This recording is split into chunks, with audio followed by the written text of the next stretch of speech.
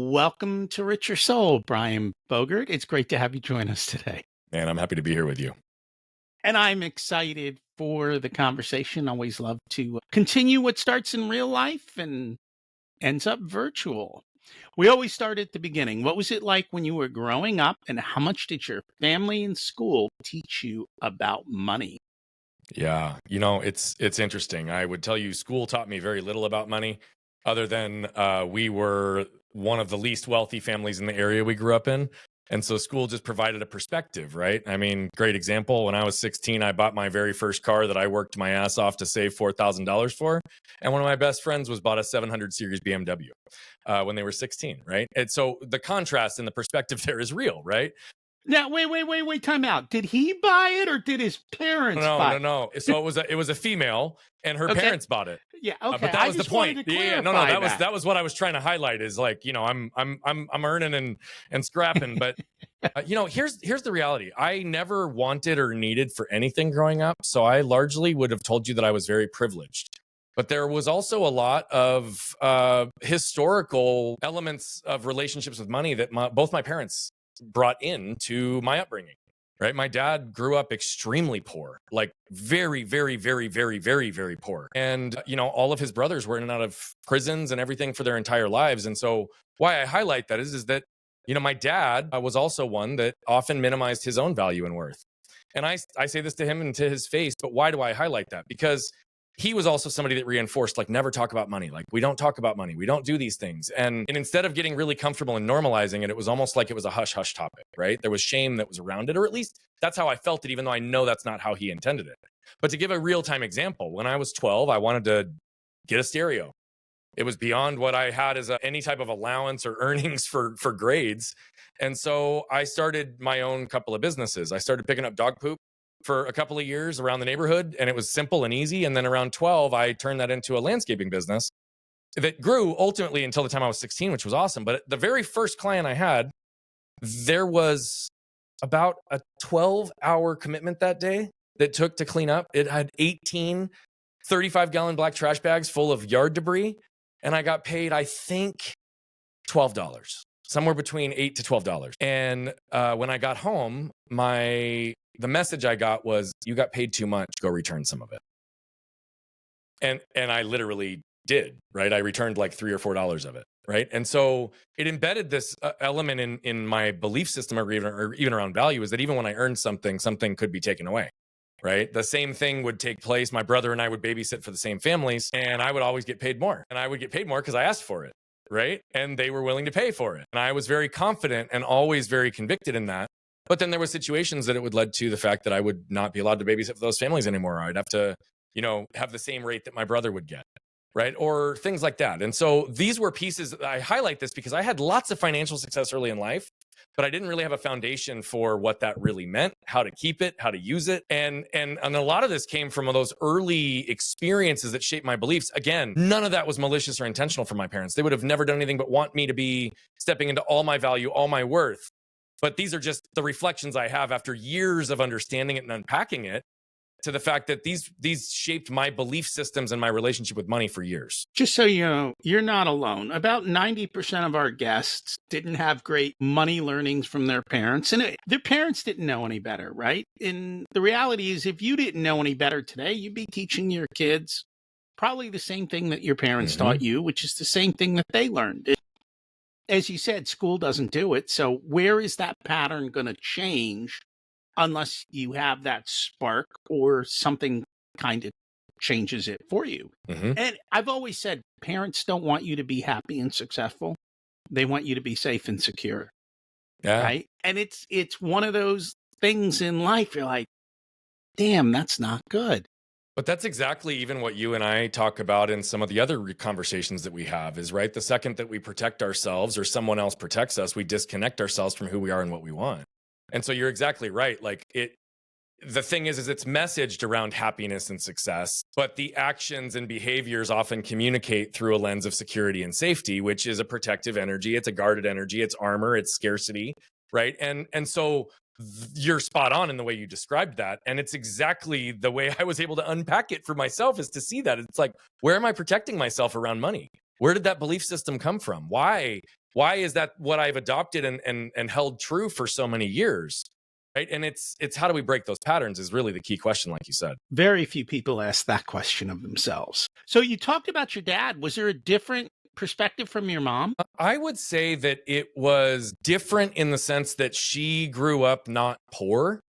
She often described herself growing up like in the Brady Bunch family, right? And my grandfather was always, at least on the outside, very financially successful and had lots of social events and different things. So it was a very different upbringing. But I think the root of a lot of what we're talking about here, whether it's tied specifically to money or not, is what is the focus on elevating self-worth within an upbringing in a household so that people even understand what their value is and how to negotiate and grab it within life. And so both of my parents had elements within their upbringings that fostered in what I would suggest to be these areas of shame that, again, were unconscious to them, that shape patterns and beliefs that could be perceived as limiting, right? Yet they both were very successful in their own right. And so it's very different contrast to my mom, but yet some of the same belief systems translated from a completely different upbringing, right? It's funny. Well, let's start with the question. You have siblings? I do. Did they all grow up with the same money belief you did, or did they have different ones? Because you might go through the same situation in vastly different places. And it's clear that you did a much better job of selling than your brother did because you were getting more pay. Here's what I would tell you. I think it's an actually very interesting pattern because you described it very, very well. I would tell you that he had the same money beliefs. He learned different approaches to use his money for him. And he learned a different level of financial literacy because he didn't have the same level of financial abundance early like I did. I had it caused a level of discipline and learning for him that my top line always outpaced. Right? Meaning I was always making more and more and more and more, but I also was losing it just as fast or donating it just as fast. Right. And these weren't things that I really knew then, but I would tell you that we had a reversal point at some place. And I think I will always better sell myself. But he has, I would tell you, a better foundation and understanding of financial literacy than even I do. And I consider myself pretty well versed, but it was out of need, right? In his ability to recognize early that the way that my parents were not how he wanted to be. And we've noticed that as a pattern. When we've had guests is a lot of times it's being in a situation for whatever reason, they come up with this thing that going, I don't want that. And so I'm going to go the opposite direction. Mm-hmm. And that's interesting. The other point, and this is one that I've only really started to appreciate in the last couple of years, at the extent of it, especially in America, there's a lot of people who know how to make money. Clearly they can do that. There's very few people who have the skill of the ability to keep money. Mm-hmm. And that's a whole different skill set.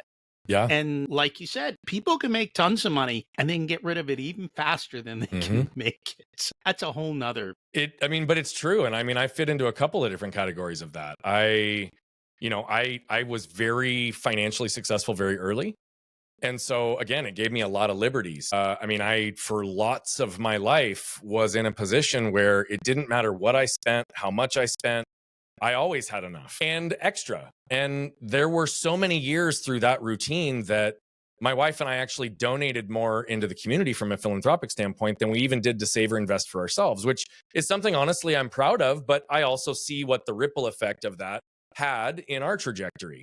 Right? Coming from a place of good desire, heart, but also not really seeing the same levels of discipline on the other side, up to and including when I left that business and had what I'm going to say favorable exit, but not based on what I now know today, right? It could have been a lot better exit than it was. And in the midst of trying to grow new things, I risked and lost almost all of what I created before, right? And I say these things because it's important, I believe, for us to be able to normalize these discussions, because here's the thing I'm not afraid of. I'm not afraid of my ability to go recreate it ever, but I also don't want to have to recreate it forever. Right. And that's the dynamic that, like, it's shifting all of my focus, because one was a spending habit and two was I didn't have the same foundational knowledge I had or could have had that would have allowed me to forego the storm of losing a lot of it in the building of new things as well. And both are disciplines, both are elements of lessons, but both require a strong foundation of understanding. And I have found that people who, I'm not going to say your money came too easy, but when money comes easy, they get a bit complacent. And they don't plan for the storm. And the reality is every single one of us is going to face storms. They're going to come in different ways and at different times. And if you build a good solid foundation, you can weather a storm. It's not that big a deal. But if you don't, life becomes hard. And in today's society, it's even worse. You know, parents force their kids to go to these colleges with massive tuitions, and then they leave them stuck with an anchor of a debt. And that can be overcoming for a lot of people. And not everybody has the ability that I have realized is both a gift and a learned skill, which is to be able to go sell ourselves, right? Like when you look at all of the debt that so many people acquire in the educational process, they aren't actually given the foundational skills to go actually pay off that debt. Right. The reason that I don't worry is because what I've always had going for me is I'm good at making and attracting money. Right. And yet I'm not as good as other people. So I'm still learning in that respect. But to your point exactly, right. I was diligent. I was careful. And even before I left my last business, I did a 7-year cash flow projection. However, things went astray and I didn't see all of the variables and I didn't have enough of let me put it this way. I had enough of a nest egg that we didn't lose everything, but we could have. Right? Had I not had certain pieces in place. And that's what I'm trying to highlight as well, is it's like, I'm still learning consistently today, but I would rather the ability to be able to go replace and build and grow over having to be in some level of fixed income and have to figure out how to adjust everything into it. There's more choices than that. And I say that because I deal with business owners all the time, and where I fight against them is they all want to let's just go generate more sales. And I'm like, whoa, before you generate more sales, let's make sure that every sale you generate is profitable. Agree. And so that's where there's these other nuances to it of saying, yes, let's make more money. There's nothing wrong with that, as long as you're not giving up your life and your soul. Correct. And let's make sure that there's a proper value proposition. 100% agree with you. And so the example of the two extremes is like everything I talk about, right? It's if we go to the extremes, we miss the gift in the gray area, which is all of it. That wasn't my intent, but you're right. I mean, that's what I had to reset and re-understand. I had to understand the operational costs in my business. I had to understand where and what the ROI was on my marketing expenditures. I needed to know the most profitable lines of business that we had. I needed to understand where and how I wanted to restructure stuff so that for the time and energy and effort that I wanted to invest, or the team structure that I wanted, we could actually build it in a maintainable way. That was where I did not apply in the building of new things, the principles, because I didn't have to in my prior world, because I had other people in the team that could do it. Right. And so I just had to go build. I had to lead. I had to create. I didn't have to worry about all the people getting paid, all the everything taking place. Right. I had partners that did that. So 1,000% agree with you. Those were the pieces that I learned. And yet I think that applies both on the business side and on the personal front. Right. When I say I don't want a fixed number that I have to fit everything into, that's the extreme of like, I just don't want a single form of income as an employee. I want variability and opportunity. But that doesn't mean that I don't want a fixed budget that I manage to and allow the excess to grow beyond, right? That's a different mentality. And so exactly agree with you. Yeah. And those are the exact topics we discuss on the other podcasts. Because for most business owners, they actually don't understand the business of business. And it's kind of shocking to me. But that's another day, another story. No, totally. There was another point you made about your parents, and I thought it was interesting because I know our kids used to fight us on this. They wanted you to be treated equally, paid equally. And with our kids, we believed in unequal. We believe that you'll get what you need and what's appropriate. But just because I buy you a laptop for Christmas doesn't mean I'm buying you the exact same dollar amount. I'm like, you didn't need it, so you weren't getting it. Over time, it's going to normalize. right? Because there are different things. But, then the kids start looking at you. I'm like, hey, this is what you asked for. This is what you needed. This is what you got. Yeah. We're not playing this game. Yeah. So we tried to do that as much as possible. Yeah. And what's interesting is I really don't believe that the pure intent on their side was to have everything be equal all the time, but that was how it felt and how it was communicated, right? Or at least how I received it. And so you're exactly right. I mean, it's compressing one and almost putting a higher expectation on another, or both, right? And so it's an interesting dynamic. We try to raise our kids similar to how you just described, right? Is almost equal opportunity, right? But not necessarily equal outcome. And each kid is different. They have different needs, different requests, different ways of negotiating it, right? Mhm. Like, great example. My son is 11, and this year he wanted a couple of really, really big things for his birthday, for example. And even those are negotiations at this point because we're having conversations, right? And it's like, well, what's most important to you for your birthday? And he's listing out both things that he wants and then the experiences he wants. Then we're helping him evaluate, well, which ones of those actually are what you really want the most, right? Like, is it a party? Is it a big dinner with the whole family? Is it a bigger present and an experience? Is it like helping him really evaluate it? And his choice, he outgrew his last mountain bike. And his choice was, I want a brand new mountain bike and I'm going to exchange the party and we'll do a family dinner and do this. And I can get what I want for the mountain bike. And I was like, game on, bro, let's go. Now he's got a badass mountain bike, right? And I mean, it benefits me as well. But like, it all was a discussion. And yet my daughter would select a party 10 out of 10 times over an item, right? And again, that's not right or wrong. It's just, No. we don't have to have it be equal. And I think that's where people get stuck in the system in general, is there's so much comparison and this belief that we've got to all be this. It's like, no, if we learn the fundamentals and the concepts, we can apply it through our own unique lenses. And I think that's a big part of it. Do it your way, but understand the value trade-off. And then make a decision. Is this worth it? Because I'm going to guarantee you that you could put the same choices in front of us and we could all look at the price and the thing and say, well, maybe Bingo. this for me. Someone Bingo. else, I'm all in. And that's okay. And it's not my place to tell you that your value judgment's off. Bingo. It's Bingo. yours to do it your way. Completely agree with you, my friend. So it's cool. So we actually got to meet at an event that former guest Steve Sims, who does amazing things in his life.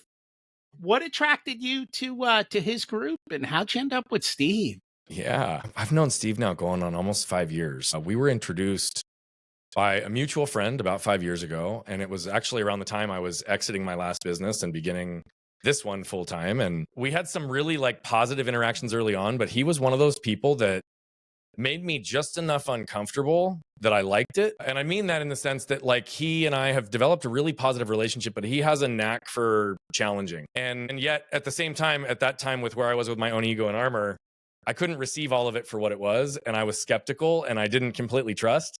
And I don't think he did with me either, because I was communicating big energy through all this armor and in this process of discovery for myself. So why I say all that is we didn't do a whole lot. And I had an opportunity to go to one of the speakeasies, which was the event that you and I met at. And it was, I want to say September, October of 2020. It might have been the spring of 2021. I don't remember, but it was right in that same 6 to 9 months that we met. And the only reason I went was not because I was interested in the event, but it was because I wanted to see him, meet him in person, because he's one of the few percentages of people that I could not get the exact read I wanted virtually. And that was all we had up until that point, right? In the beginning of 2020. And so I went to his event and he was exactly who I thought he was. And I've been all in ever since. Now, when I say all in, for me, it's all in the friendship and the relationship. So we've done a bunch of shows together. We've made a ton of introductions to each other over the years. We have always found ways to try to add value and support. I have gone to a number of these speakeasies, and it led to me being asked to be one of the founding members of the launch of the distillery, which is the mastermind that he and Henry launched 18 months ago. And, he is one relationship that I can tell you that the value is not measured even close to just on money. However, if it was, he is somebody that I am deeply loyal to for a very long time, because I think that he has a very strong filter and we attract and help a lot of the same people. And he's somebody that I will confidently, as well as receive confidently from him, edification of each other in the ways that we both know we can complement each other's worlds and abilities as people. And so that's how I got to meet you. Is I've stayed involved with a community that I believe in, and a person and a man that's become a friend and somebody that I also admire as a leader. Yeah, he's done amazing things. I think I learned about He was a guest. Ramit used to have a brain trust way back when, and he was one of the guest speakers Mm. during that brain trust. So that's got to be for me over 10 years ago. Wow. Yeah. 10, 12 years, maybe longer. And then, followed him a little bit. And then we kind of fell out in the sense that he goes his way, I go my way. And then we got reconnected when he came back on the podcast. And I was like, this is cool. You're doing cool things. It's amazing that that whole circle came back again. And totally. And here we are. I think that stuff typically happens the way it does. And, knowing Steve too, he would hate that we just gave love and admiration to him. So I think that out of respect for him, we need to remind the world that he's like a gruff, rough biker that tries to run his business like a gangster, and really somebody that operates more like a party planner or something like that. He's going to call you out. He's going to call you names. He's going to tease you about the shit that you're doing. But I love the man no matter what. He's a big gummy bear. So, hey, they got a full hour plus of him on here, so he's amazing. They know all about him. He's amazing. Of course, I love it. He was loving on himself, so that's fine. Well, he does a lot of that. He'll edify himself all day long, man. That guy can sell himself into a corner. You said something interesting. You said you had big energy with Armor. Yeah. What was that all about? Where did that come from? Yeah. So, I mean, I think it's probably relevant to bring in some of the history of the story, because the Armor got developed very thick over years, and not just because of one thing, but, when I was 7, I was run over by a truck and my left arm was torn from my body. It was reattached, 24 surgeries. And that part in and of itself is one thing, but it's all of the narratives, the beliefs, the restrictions, the shame that was acquired, the lack of emotional healing that developed over years that ultimately developed this thick layer of armor. I mean, I came out of the hospital, nobody believed me. So I started off with this concept that, I mean, literally people would ask me what happened, and I've got a teddy bear in between my arm and a sling, and I'd tell them, and then they'd pause and they'd look to my parents for validation, right? Like, they didn't believe me. I was limited by people immediately through what they weren't capable of seeing in themselves in my situation. Right? Telling me all the things I was going to do and not going to do. And so I formed this really strong mindset, which ultimately was armor. I believed that it was mental toughness, but it didn't have the depth to it. I mean, it was Brian's good, Brian's strong, Brian's capable, Brian can do anything himself. And I proved to myself and to others over the course of those next periods, like, I was going to perform. I was going to do those things. But what does that also mean? I learned to receive love, validation, and connection through performance. It meant it was always contingent upon what I did. Right? And so I look at it today, and the group or the category of people that I would tell you that I historically had the biggest challenges with, or I felt the most insecure, was often type A, competitive, hard driving males, right? Guess what? I fit that definition, right? But what's interesting is it wasn't because it was like conflict. I often felt this insecurity, but I teach this concept around when we protect ourselves, we disconnect ourselves. We talked about it earlier. And it comes through this belief that, like, we all seek and desire 4 things. We all want to feel safe. We all want to feel protected. We all want to feel seen and understood. And we all want to feel connected. But the second we don't feel protected, seen and understood, or connected, what do? We protect ourselves. So it's almost like imagining picking up that 35-gallon black trash bag, and instead of opening it up to put stuff in it, holding it up in front of you like that armor. Right? And then it's, well, how could I properly expect anybody to see who I am, what I'm willing to do, what I'm not willing to do, my heart, my intent, my soul, my desires, my boundaries, my value, my worth, delivered through this opaque force field? And that assumes that they're not carrying their own. That's going to further dilute the message. Right? At the end of the day, I have a big energy. I know I have a big energy. I have a big presence. It's palpable. I could sit here and tell you that it wasn't true for the sake of trying to communicate this with humility. But I don't say that with ego. I say that with it's also led to a lot of people misunderstanding me being very disconnected, often having my energy communicate something that wasn't congruent to my intent. Right? And so big energy delivered through armor, people don't trust. Guess what? That dynamic with those type A, hard charging, confident males, they felt threatened by me because they didn't understand what my energy was communicating, because it came across as arrogant, conceited, right? Like I was there to be right or to be in control. And that's not my intent, nor has it ever been.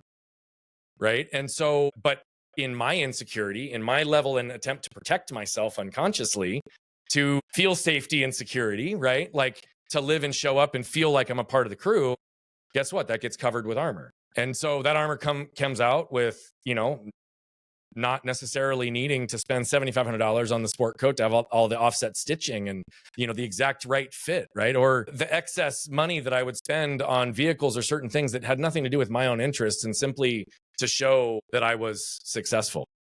That's armor as well, right? And so big energy delivered through armor, people don't trust. And so I had to learn that the hard way, right? I know that my energy is and can be extremely safe and can be extremely trustworthy.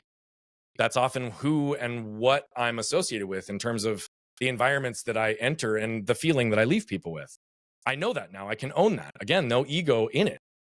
But that's also because I've had to learn to completely live unprotected, to lower my own armor, to truly allow like my heart to be what leads, because that's going to communicate more clearly than any words ever will. And it's something I teach today, but it's something that I still work on a daily basis, because the world will never judge you based on your intent.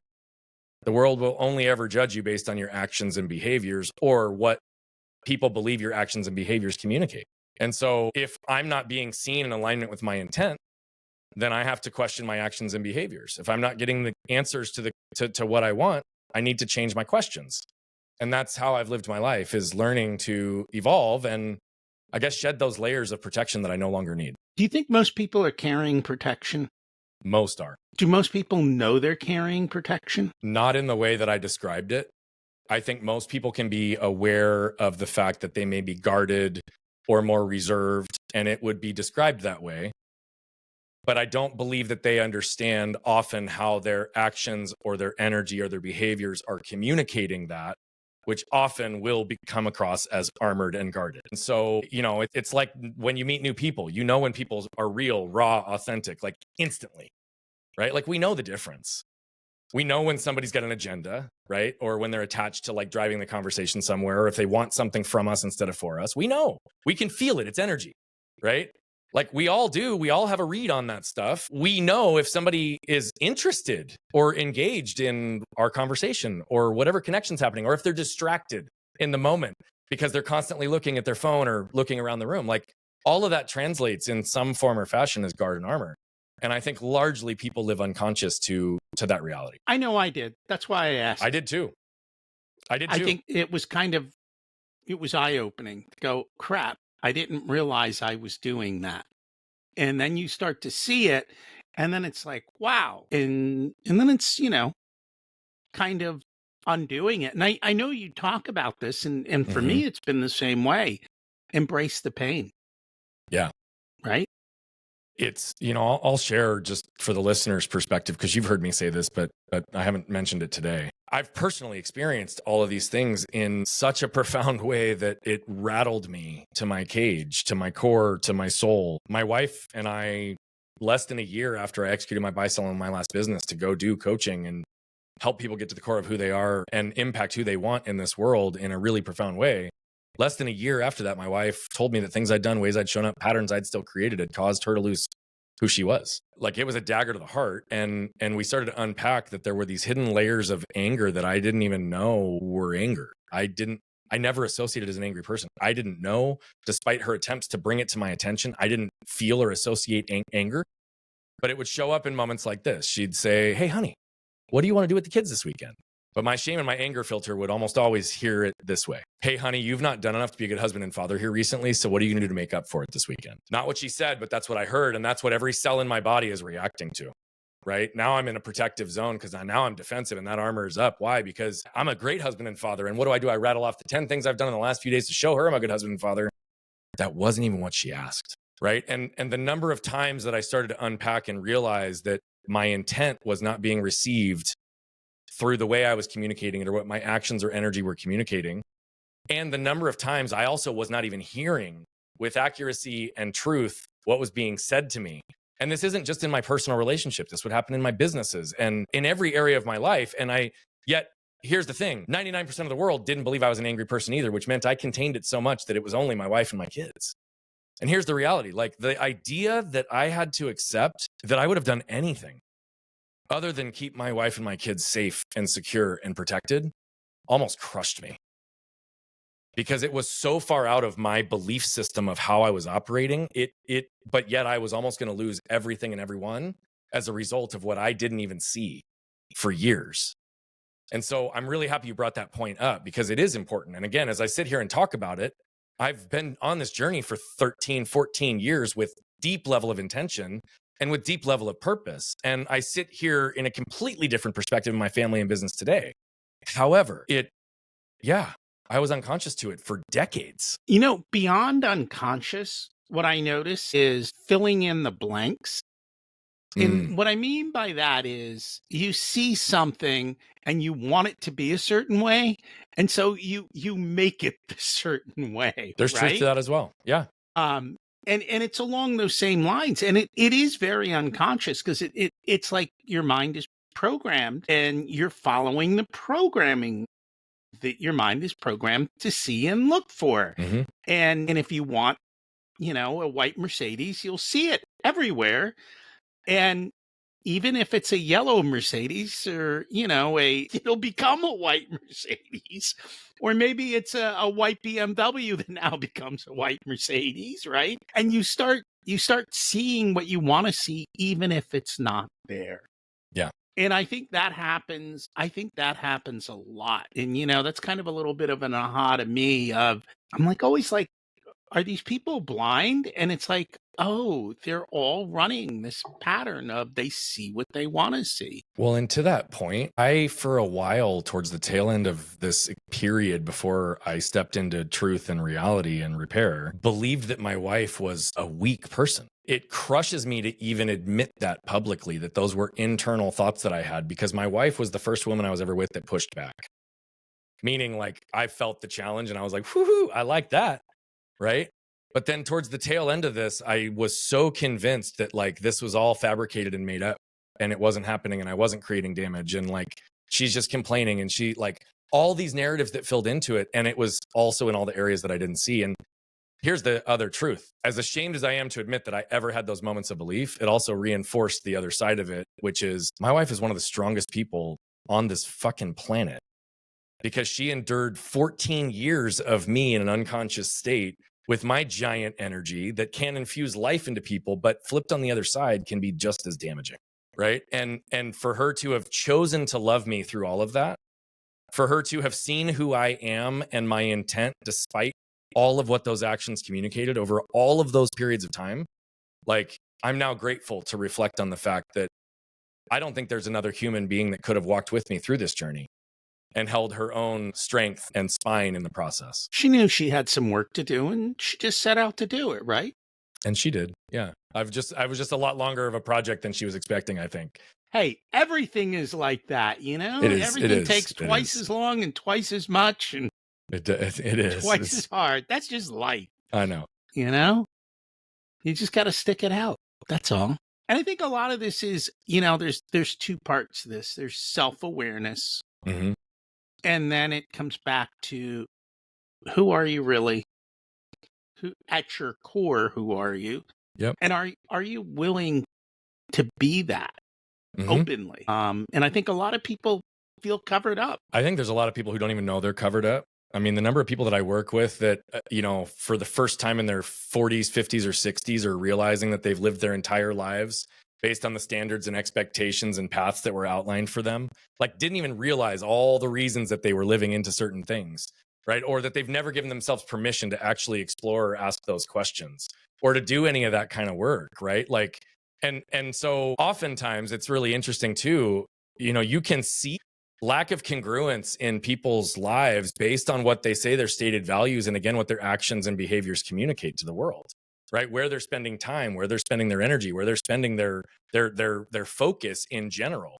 And is there alignment even in what your stated values are and what your lived experience is, right? There's a big disconnect for a lot of people because we are so conditioned and we're not often taught to really step into and get clarity on who we are and what we want, right? What actually matters to us as individuals, to find ways to bring those things into our lives. And again, to do the work down the path of like realizing we can live our lives based on our standard, our terms, our belief systems. We don't have to be a product of the patterning. I think part of the issue though is if you build up armor around you or a wall around you, you can't see what you really want. You tend to say, I want what's been shown to you or what has been portrayed as being the thing you should want. I agree, but you can feel that you don't have it. You even can if feel you you can't don't have it. you Yes. can't communicate that you don't, or that you don't understand where the gap is. I think that's where it shows up for people, is it the feelings and the emotions of lack or gap, or if they're spending more time in that low frequency energy and emotion than they are on the positive side. Like, it's truly is staggering and amazing to me how much people will almost be apathetic in accepting the lower frequency of life. Well, I think they're probably unaware. You know, it's funny because our tagline when I started this show was "You got rich, now what?" Yeah. Because you got wealthy, you have all the money. There's no freaking excuse for you to have a sucky life, and yet your life isn't perfect. So there's only one problem in the picture, Bingo. and it's the reflection in the mirror. So what are you going to do about that? 100%. I mean, that's no different though than my story and my journey. I mean, that's what even started it. At 27, my prior business was 10 million in revenue. We were growing. My bank account was full, but I found myself empty. Right. And I had all the external things that I thought I wanted, but yet there was still that void or that gap in the things that really mattered most, or the way that it was showing up in alignment in my life. And now what's interesting is again, though we are not in the dire state that we once were, trying to escape losing everything, we are still back in a rebuild period. And what's funny is I have everything that matters to me in all of the ways that matter. Money isn't even an indicator for me anymore. It's not even a measuring stick. It's something I focus on around creating wealth and making sure I don't repeat the same patterns and all the other components that are important. But what's funny is whether the money's here or not, my happiness doesn't depend on it, when at one point that was all I was chasing. And yet that's what I had to surrender to almost 2 years ago when I was struggling to make cash flow. I was leveraging debt like crazy because my operational expenses were too high and we hadn't right-sized the business 2-3 years ago. Right? When I was afraid that we were going to lose all these things, I had to have that like real conversation with myself that I was living in daily physical pain for nearly 31 years. I'm going on 23 months with virtually zero pain, essentially zero pain. My wife and I have been together now 18 years. We hid from each other unconsciously for 14. She's only felt emotionally safe with me for 36 months. But we have the best relationship, the most intimacy, the greatest health and conversation between each other, the most involvement she's ever had in our business. We've reversed generational patterns in our home. I'm deepening the relationships with my kids. I'm joy. I live in joy. I live in freedom. I live in fulfillment. I get to live in congruence at such a level that life is flowing in a way that it never has in the past. And again, whether the money is there or not, all those things remain to be true. And so 2 years ago, as I'm looking at the end of my financial investments running out, I had to really be honest with myself around what is it that I care about absolutely most? Because I've been so privileged to have access to so many things and so many experiences. Now that all of it seemingly was about to be sacrificed, this was the test to see like what did I care about most? And being a husband and father is the only thing binary in my world. And if my health is there and I have freedom and access to my time, I have freedom and access in my relationships, well, here's the reality. Money comes and goes. With a stronger foundation, we can keep it longer and help it amplify and grow itself. Those are skills I didn't have before. But at the end of the day, like, wealth is beyond just monetary riches for me. It's time, relationships, health, and money. And if I've got the other three, money is going to follow because I know how to attract it and build it, right? Now it's a matter of, can I keep it? And that's now the next evolution. And that's a whole different skill set, as we said at the beginning. Keeping money is not something we are taught. And as a matter of fact, and we talked about that, you know, at the very beginning of this show, not this episode, but whenever we started 7-8 years ago, everything is designed for you to spend money. Mm-hmm. Nobody is rooting for you to hold on to a penny. And you're alone in that one. And there are so many societal things that you don't even notice that are all just designed to get you to let go of it. Now, how do you help people not be or feel so alone in that game? Because that was the one piece that jumped out at me, is like, you are alone in the sense that you've got to understand what this looks like for you and surround yourself with the systems and the people to put this in place. But how do you help people work through that reality of like, they are alone in understanding what their financial future could or would look like in alignment with what they desire? It's not my work, But I will say this, there are groups out there now that are very aligned to, hey, if we can build enough of a nest egg, we have freedom. Mm. And I'm not talking about a massive nest egg, but if you have a little bit of a nest egg and your boss is an ass, F you, I'm out of here, right? Yeah. If you have a little bit of a nest egg, when the car tire blows out or the heat goes out, it's like, well, that sucks, but it's not a stress. I think it's just the awareness that, hey, in the way I explain it, I walk into Costco, I see the latest 80-inch TV. I'm like, oh, 80-inch TV, baby. Got to get me one of these. Then it's the other half. But wait, if I don't make these choices, I have freedom. I don't have to worry. I sleep at night. I don't have to go to work. Oh, well, my 65-inch TV works for right now. I think Yeah. I want you have to have the countermeasure, and most people don't have the countermeasure. It's the And want that's versus really need what you need. mentality, I think. Yeah. Yeah. I'm one of those that really thinks that every person, it's in their best interest to understand their fundamental needs. Like, what is required? What do you need to support your life? Right. And I don't mean quality of life. I mean, what is needed in order to survive in your life? Quality of life is the second measure, right? That goes on top of that. But I think then I want everybody to want for as much as they possibly can and desire. But living into wants while understanding what your needs are, it's a very different mentality. I lived into a lot of my wants, right? And I didn't pay attention to the needs and that evaluation that we even articulated as it related to the conversation with my son. And so when did you start to realize, this is what I'm curious about, because you teach on a variety of things. When did you realize the want versus need dynamic for yourself? So here's what happened. I was always from the time I was young, I wanted to be a millionaire. So I always studied money. Now, behavioral psychology with money wasn't around. Mm-hmm. But here's the lesson I learned. It wasn't a good lesson, but it helped me. We haven't seen this in a while either. See, normally every 7 years you hit a recession. We haven't in a while, and I think people have forgotten this. So you think about it, I'm growing up, I'm reading the Wall Street Journal, and every 7 years, it's the same damn story. Guy's 53 years old. He's living at the peak of his earning season. He's got a beautiful house. The kids go to fancy schools. He lost his job in the recession through no fault of his own, and his entire life crumbled. Mm-hmm. And I said, I will never be that person. I'm like, okay, how much money do I need to not crumble? How much do I need to put away today and every month? And at what rate of return do I need to get to be able to do that? And I literally started doing that at 21. Good for you. And at 53, work started to go south. No recession. Personal recession, we'll call it. And I pretty much said, you know what? I am going to choose my exit.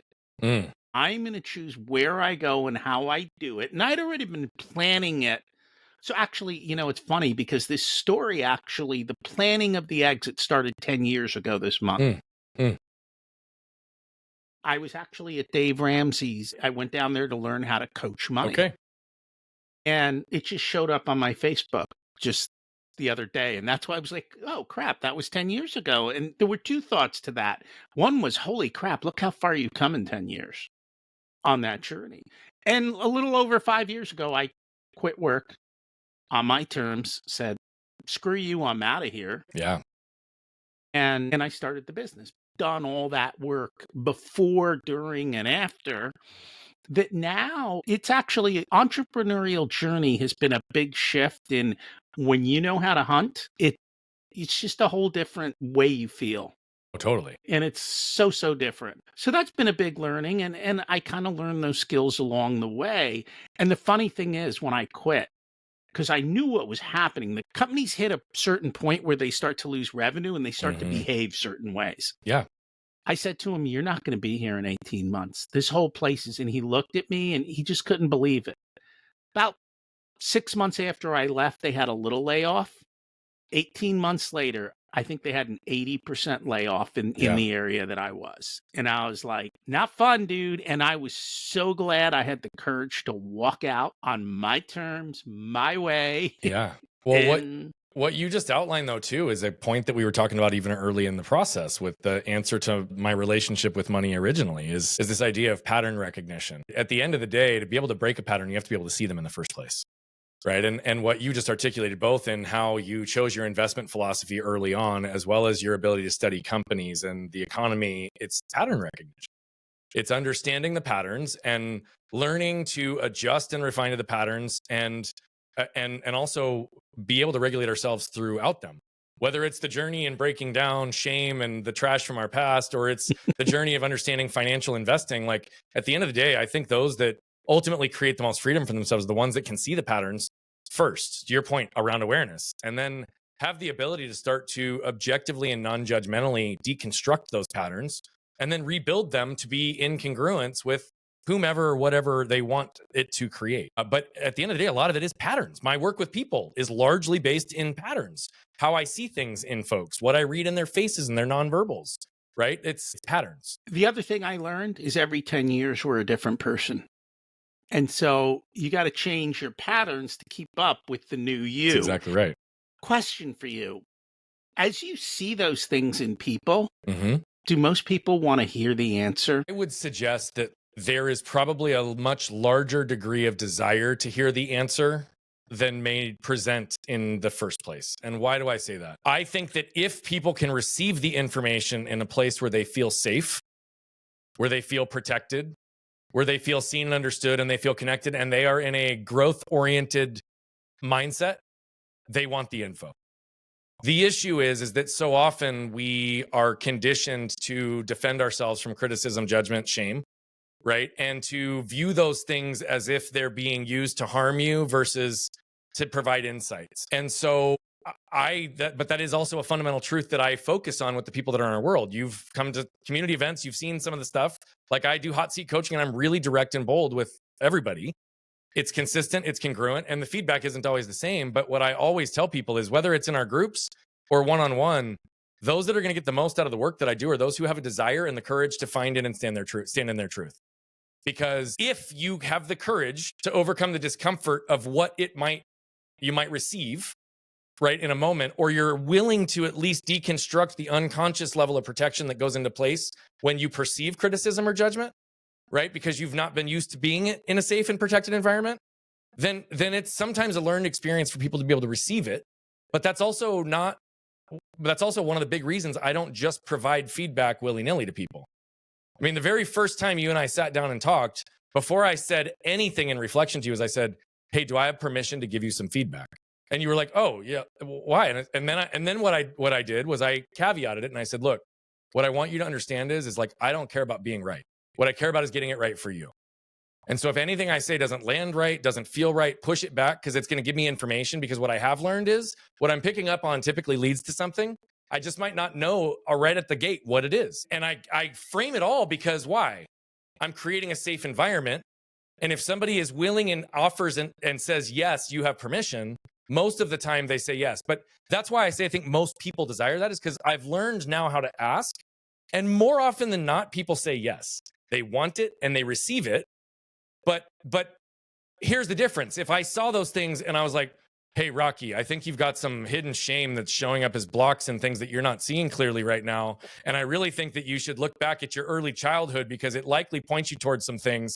And you and I hadn't built any rapport and I hadn't asked for permission. You probably been like, who the fuck is this guy? Get out of here. Right? Like, because it is about context, relevance, credibility, and having that dynamic be real. So I gave you a long caveat to that answer, but I do believe that inherently we want the truth. It's just we aren't conditioned to receive it from a safe source. Yeah, I'll give you one more caveat to this. And it's because I've been around a lot of coaches and programs and so forth. The people who come into your circle are the ones who are willing to step up. Bingo. And most people may or may not be willing to, and so they'll never come into your circle because it just doesn't happen. It's the truth. Or they won't come into a public circle, but they'll do one-on-one work with me. Well, right? That's different, yes. But I'm saying, but they're still in your circle. Yeah, but there's also truth in this. Like there are people that you and I both know. And I've been told this. I actually was just talking to somebody else earlier about this because again, this is about the self-awareness I need to have. There are people who literally will avoid me because even if I don't say anything to them, my presence often makes people feel things they don't necessarily want to feel. And I could take that as an offense, like it's something wrong with me, or I can realize that's a dynamic. But I've had clients who said, I saw you on stage 3 years ago and I literally avoided you. I knew I wasn't ready to do the work and I was terrified to come and talk to you, right? And others lean right in. And there's different entry points for that. But that's also the truth, though, is I believe that I can only be as good as those who are willing to step up. Well, their Because mind filled the it's about story. putting it into action, right? Yes. Their mind already made up a story that you were unsafe. And so no matter what you do, their mind is, well, stay away from Brian. He's unsafe. Even if, yes. And it's unsafe because to them, feeling those things is unsafe. Right. And not necessarily that I myself am unsafe, but that the environment around me isn't comfortable always. And that's okay. But that's something I've had to learn as well, because just like I say, feedback is always permission based. Just because I do see everything with a lot of people, and I don't mean that means I'm right, to be clear, but I don't miss a lot. And I've learned that and I can own that. It makes friendships potentially complicated unless people can be very okay transitioning, because I don't go at my friends and coach them. I don't try to coach my wife. I don't try to coach my kids. Smart. Right? Like, well, I learned that the hard way because early when I started, 10 years ago when I started my coaching practice, she came up with this term within like weeks and she's like, don't you Brian Bogert me. I'm like, okay, yeah. So then I stopped. But the point is like, if I'm not really careful at understanding those boundaries, and if I'm not consistently in a place where I'm seeking permission, I'm not in a place where I just want to go coach and fix and tell people things because I want to do that. Like, it's got to be the right place, the right time, the right scenario, which is also why I can blend in a room at the distillery and other places. Like I can be social, I can have fun, I can laugh, I can crack jokes. Like I don't always have that zone and that hat on. However, I just know that my mere presence, even with good friends, is that way. So I was on a reconnect with a close friend that literally avoided me for the last year. He's like, ironically, you're the person I probably needed the most. But he's like, I also knew you were the person that was going to hold the most accurate reflection up for me. And I wasn't ready to look in the mirror. I was like, okay, right? We talked about looking in the mirror before, didn't we? We have. Yeah, we've talked about that. And, you know, it's funny. Because of the way I'm wired, I want to look in the mirror. And to me, not wanting to look in the mirror is just so outside of my programming system that I can't even understand it. I'm like, wait, what?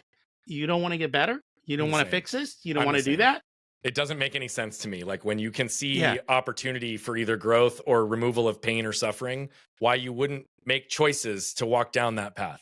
Like it doesn't, but I had to let go of that because as a coach, I would often get into situations where I would care more than they did. And I have to be careful with that, right? That you do. So there's one question that I find most people can't answer. And I'm not looking for a numeric answer. How much is enough? And I'm not looking for you specifically. No, I think I can answer. I would like to answer that question because I've taught this concept, at least in the way that I believe it. For a long time, I shamed myself for wanting more, right? It was like that was the whole question in the initial rise in my business is like, when is enough enough? When is enough enough? When is enough enough? It depends on what we're measuring, right? To your point, it doesn't have to be a number. Here's what I believe. I have enough, am enough, and have accomplished enough up until this exact moment. But there's more time in the rest of the day. There's more in the week. There's more in the year. Like, to your point, if I am a new person every 10 years, if I recognize 7-year cycles, if I see all these things, then is what is enough for me today enough for me tomorrow, right? Like, I am very grateful. I'm satisfied, right? I am happy and content with exactly how my life is in this moment. But I also desire more. I desire more financial freedom than I've allowed myself on the tail end of not having the disciplines early in life, right? I desire more depth in my relationships with my kids, with my wife. I desire more impact in the work that we do. And I don't understand why anybody in today's world would ever shame more. But there's a big difference between being unsatisfied and feeling incomplete or empty in your current state and always chasing that empty hole and recognizing that I am actually currently full, but tomorrow my capacity goes up. My lifeline is longer. I have more experience, more wisdom, more understanding. A year from now, 10 years from now, the same thing is true. And so for me, when is enough? Well, it is enough for me currently. But until the day that I no longer wake up, the way I live my life, just like you said, I love to look in the mirror and I want to ask those questions. I am not the best version I believe I'm capable of for however long I'm going to live, even though I'm as self-actualized and as good as I can be in this moment. I like it. I find a lot of people just continue to chase money because they don't know anything else, and it's their only measuring stick, and they miss all the other parts that I agree with you completely. alluded to. And so there is that whole big part of it that that's kind of out there. Yeah, I agree. And at the end of the day, I think that's often why it's so important for me to do the work that I do, is because I believe that if we can remove the shame and blame from our lives, from our relationships, from our health, from our financial riches, from the way that we learn and grow, then all we have is opportunity and growth potential, right? And I mean that in every category. But it's also about getting clear and finding that clarity. And I often believe that clarity can be accomplished either through confirmation or challenge. And so are you putting enough out into the world and doing enough work inside to be able to test the congruence around that clarity? And are you getting more confirmation or more challenge? And what is it pointing you towards? Always get feedback. What's your secret to living an abundant life? Being as present as possible in every single moment. What did you learn later in life that you wish you would have learned sooner? That human connection without emotion isn't really human connection. Shutting off any type of pain, in my case, physical, also shuts off every kind of pain. So you have to feel in order to heal. If you were to give an 18-year-old one specific piece of wisdom, what would it be? Get clear on who you are. Learn to love who you are. Learn to advocate for who you are. And learn that unconditional love and abundance is available to everybody. If you can master those those four concepts, the first three being the priority, then you can love others for who they are. You can advocate for others for who they are. And you can unconditionally love and provide opportunity to everyone else. If people would like to learn about you, your coaching, where can they find you? If you're on the web, you can go to brianbogert.com. We run challenges, have lots of freebie information, lots of educational resources, and different pathways to engage. And if you are on social media, we are at Bogert Brian on every channel. We're on a mission to impact over 1 billion lives as quickly as possible by reducing the level of suffering that exists on this planet. And I say that very clearly because 99.9% of those people will never pay us $1. I believe moved people move people. I just want to move as many as I can. So if you were moved by anything in this episode, take a step, take an action, and go see how much more you can move yourself and move others. I encourage you to go check it out. Thank you so much for joining us today. I appreciate you, brother. Thanks for checking out this unedited video of the Richer Soul podcast. You can find the full episode along with all the back episodes at richersoul.com. This podcast is brought to you by Profit Comes First, where we help business owners to have a more profitable and growing business so they can live the life of their dreams. Check that out as well wherever you listen to all this content.